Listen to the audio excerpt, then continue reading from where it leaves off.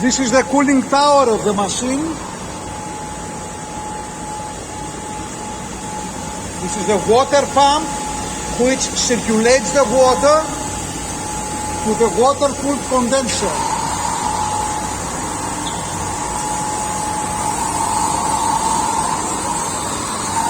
And this is the main machine which produces ice.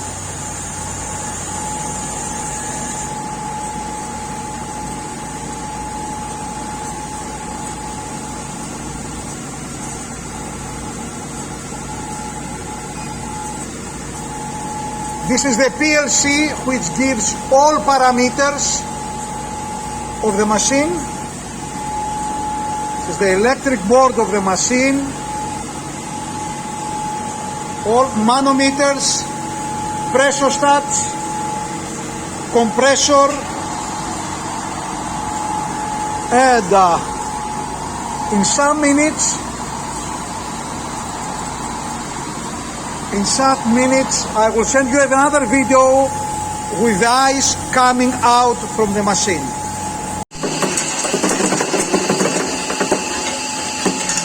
Now machine starts producing ice.